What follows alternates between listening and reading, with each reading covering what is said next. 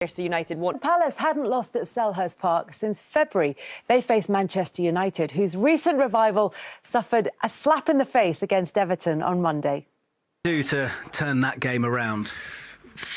Explains small things, but I think it was clear that just the pace, the intensity of the game, we have to increase that.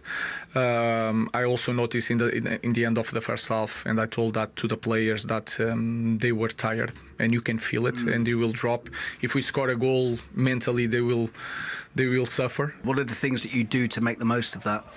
It's the runs. Just explain that to the players, and we took advantage quite well in the second half. Tell me about the quality of both of those goals, though, from Xerxes and Mount. No, unbelievable goals. Obviously, I think the Josh one, I didn't even thought he could score from there. It was a hell of a strike. I think if you play the first time in your history European football, then you should invest and not save. I think January is too late. You know, then we have played more than 50% of our games. At Isma, we lost him today with an injury, and also he goes to AFCON. So everything we are facing now, it's not surprisingly. So everything was pretty clear, and I always really. Didn't say anything, but today I think it's also time to speak about it. That we missed the chance to play even a better season in the summer.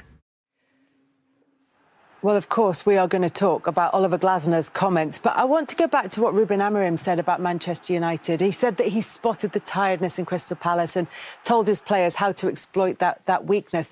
Just run us through, Alan, what they weren't getting right in the first half and what they needed to change in the second. Well, you watch what happens in the first half in terms of a lack of effort, a lack of running, a lack of commitment, a lack of closing down.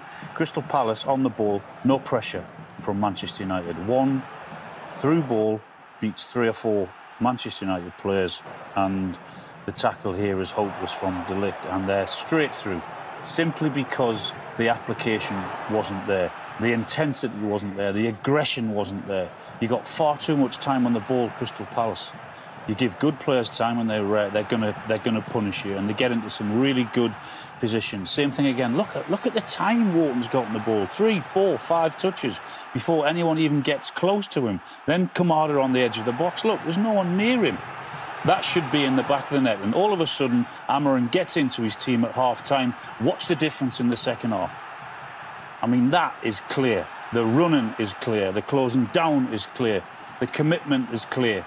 That it is so much better in the second half. Where was this in the first half? And that's exactly what the manager's on about at the end of the game. That's why he was having a pop with his players at half-time, because this was not happening in the first half. OK, once they get through, but look at they actually win the second ball. It seems they're much more up for that fight in the second half, and they get their rewards. Look, there's no time for any Crystal Palace player to get on the ball, because there's always 2 or 3 players in and around them. I mentioned the second ball. Watch the reaction when they lose it. I didn't see that in the first half. Man United fans didn't see that in the first half, and then all of a sudden they play on the front foot, they lose the ball. Look at that, the difference from the forward players, who are then all of a sudden chasing back.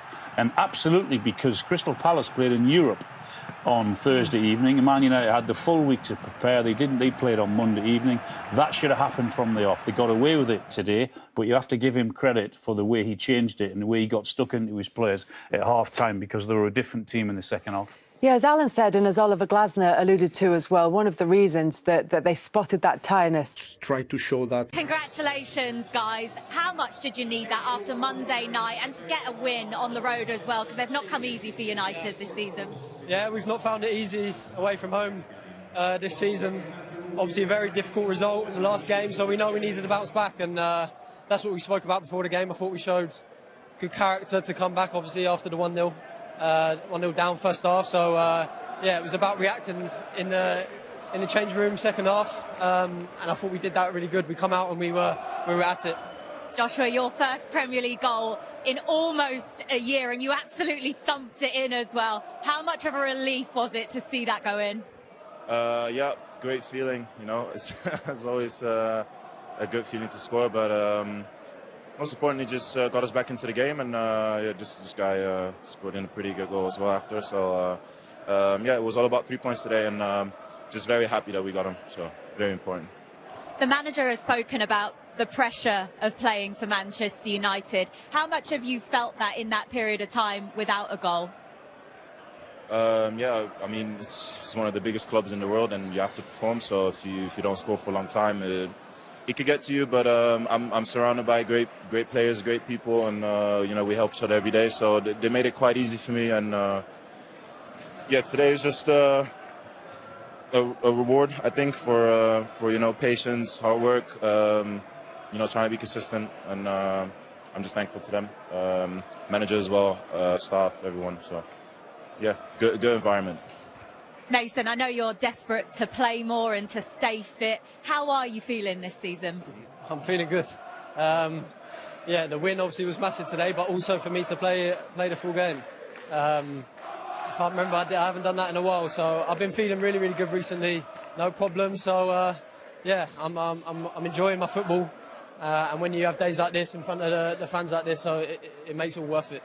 Well done, guys. Thank you. Cheers. Thank you. Try and build on that win in that next match against West Ham. After that, it's Wolves and Bournemouth, Peter. Do you feel they've got another opportunity coming up to build some momentum again? Yeah, there's a real good run of games now for Manchester United. And like you say, we're in and around it again now. And if they can build a run of 2, 3, 4 wins, then it really puts them back in the mix. I mean, they all winnable games there, especially for a club like Manchester United, you'd expect. Where do you think this squad is capable of finishing this season, Joel?